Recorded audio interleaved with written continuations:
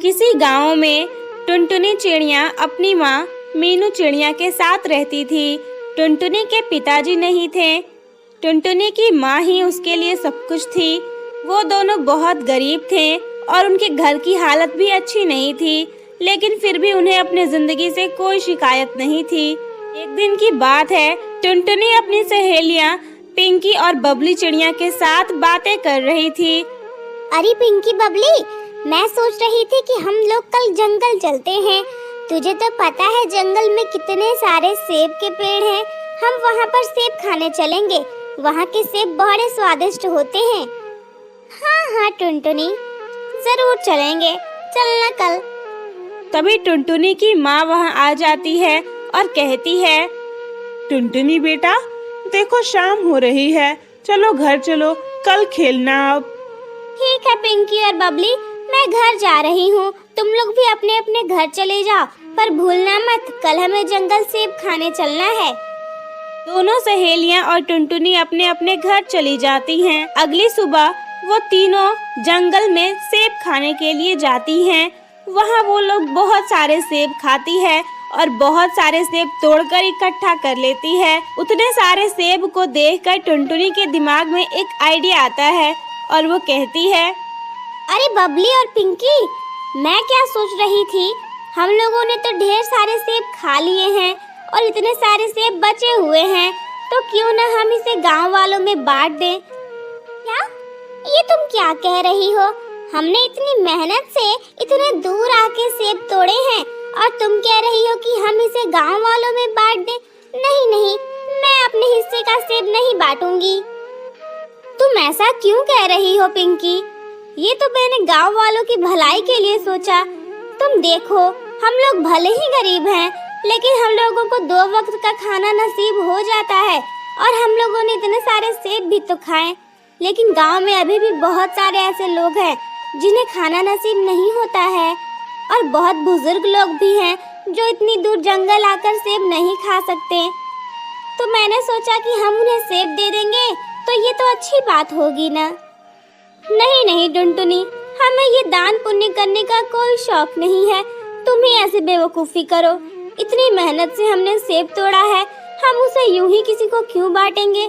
तुम अपने हिस्से का सेब बांट दो, हम अपने हिस्से का सेब किसी को नहीं देने वाले। ऐसा कहकर वो दोनों अपने अपने हिस्से का सेब लेकर वहाँ से अपने घर चली जाती हैं। फिर टुनटुनी कहती है, कोई बात नहीं, इन दोनों ने तो मेरी मदद करने से इनकार कर दिया, पर मेरे पास अभी भी काफी सेब हैं। इतने सारे सेबों का मैं क्या करूंगी? इतना तो मैं खा नहीं पाऊंगी। इन सभी को मैं गांव में बांट दूंगी। जितने लोगों में भी बांट सकूं, उतने लोगों को जरूर दूंगी। टुनटुनी सेब लेकर गांव की ओर निकल पड़ती। गांव पहुंचकर वो वहां के गरीब लोगों में सेब बांट देती है। वहां पर मौजूद सभी लोगों को सेब मिल जाता है। फिर भी टुनटुनी के पास एक सेब बच जाता है। अरे वाह, ये तो बहुत अच्छा हुआ। मैंने सभी को सेब दे भी दिए और मुझे एक सेब मिल भी गया खाने को। चलो, अब तो कोई बाकी नहीं रहा यहाँ, मैं खुद ही ये सेब खा लेती हूँ। तभी उसे पीछे से एक बूढ़ी चिड़िया आवाज देती है, अरे बेटा, तुमने मुझे तो सेब दिया ही नहीं। तुमने तो सबको सेब दिया, लेकिन मुझे भूल गई। नहीं नहीं अम्मा, ऐसी कोई बात नहीं है। वो आप यहाँ पर थी ही नहीं तो मैं कैसे देती। पर कोई बात नहीं अम्मा, ये देखो मेरे पास एक सेब पहले से है, ये बचा हुआ है, ये तुम खा लो। ये कहकर टुनटुनी वो सेब उस बूढ़ी चिड़िया को देकर वहाँ से चली जाती है। तभी उसके पास उसकी सहेलियाँ आती हैं और कहती है, क्या टुनटुनी, तूने सभी सेब बांट दिए? अरे पागल, हमने तो तुझसे पहले ही कहा था कि तू सेब मत बांट। इतनी मेहनत से तोड़ा था तूने और सभी बांट दिए। ये देख, तेरे पास एक भी सेब नहीं बचा जिसे तू खा सके। हाँ टुनटुनी, हमने तो इससे पहले ही कहा था। अच्छा हुआ हमने ये बेवकूफ़ी नहीं की। हमारे पास तो अभी भी ढेर सारे सेब हैं जिन्हें हमने बचाकर छिपा कर रख दिया है। टुनटुनी की दोनों सहेलियां उसका मजाक उड़ाकर वहां से चली जाती हैं। टुनटुनी को इस बात से बहुत दुख होता है और वो रोने लगती है। उसे रोता हुआ देखकर वही बूढ़ी चिड़िया उसके पास आती है और कहती है, अरे बेटा, क्या हुआ? तुम रो क्यों रही हो? तुमने तो इतना अच्छा काम किया है, तुमने सभी भूखों को खिलाया है, तुमने मुझे भी सेब खिलाया, फिर तुम रो क्यों रही हो? तुम्हारे पास एक भी सेब नहीं बचा इसलिए रो रही हो? नहीं नहीं अम्मा, मुझे इस बात का कोई दुख नहीं है कि मेरे पास एक भी सेब नहीं बचा। मैंने वैसे भी बहुत सेब खाए हैं। मुझे इस बात की बहुत खुशी है कि मैंने सबका पेट भरा है, लेकिन मेरी सहेलियां मुझे नहीं समझती। वो तो मेरा मजाक उड़ाकर चली गई। इस बात से मुझे बहुत दुख हुआ है। मैंने तो अच्छा काम किया है, इसके लिए तो उन्हें मुझे शाबाशी देनी चाहिए, लेकिन वो लोग तो मेरा मजाक उड़ाती हैं। तुम रो मत बेटा, तुम मेरे साथ चलो, मैं तुम्हें कुछ अच्छी चीज देने वाली हूँ। ये कहकर वो बूढ़ी चिड़िया टुनटुनी को अपने साथ एक नदी के पास ले जाती है। अरे अम्मा, आप मुझे ये नदी के पास क्यों लेकर आई? अरे जरा ठहरो तो बेटा, मैं तुम्हें दिखा रही हूँ कि मैं यहाँ तुम्हें क्यों लेकर आई हूँ। मेरे जादुई सेब के पेड़ सामने आओ, मैं तुम्हें पुकार रही हूँ। बूढ़ी चिड़िया के ऐसा कहते ही उस नदी में एक जादुई सेब का पेड़ आ जाता है, जिसमें ढेर सारे लाल लाल खूबसूरत सेब लगे हुए थे। अरे वाह, ये कैसा जादू है अम्मा? पहले तो यहाँ कोई पेड़ नहीं था। तुम इतना मत सोचो बेटा, ये मेरा पेड़ है और मैंने ये तुम्हें दे दिया है। आज तुमने मेरा पेट भरकर बहुत अच्छा काम किया है।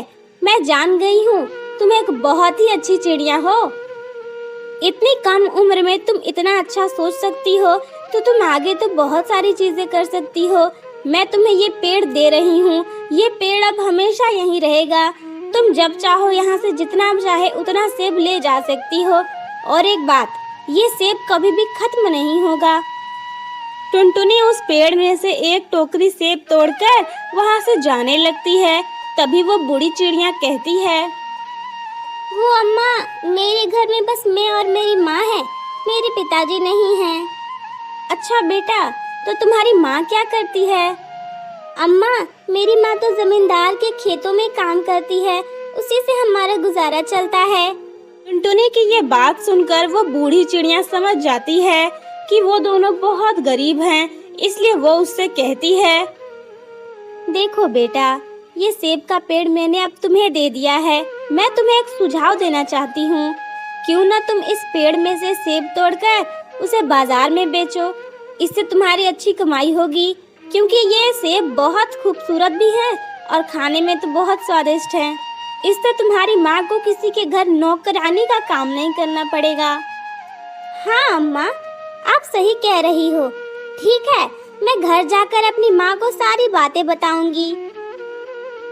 इतना कहकर टुनटुनी अपने रास्ते और वो बूढ़ी चिड़िया अपने रास्ते चली जाती हैं। घर आकर टुनटुनी अपनी माँ को सारी बातें बता देती है। टुनटुनी की माँ टुनटुनी की बातों से सहमत हो जाती है और कहती है, हाँ बेटा, ये तुम सही कह रही हो। ठीक है, कल से तुम सेब तोड़कर ले आना, मैं उन्हें बाजार में ले जाकर बेच दूंगी।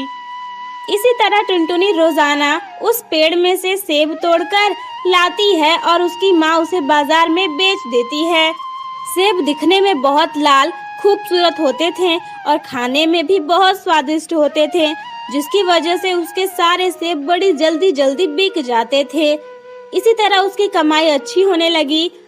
फिर क्या था, वो दोनों माँ बेटी सेब बेचकर खुशी खुशी अपनी जिंदगी जीने लगे।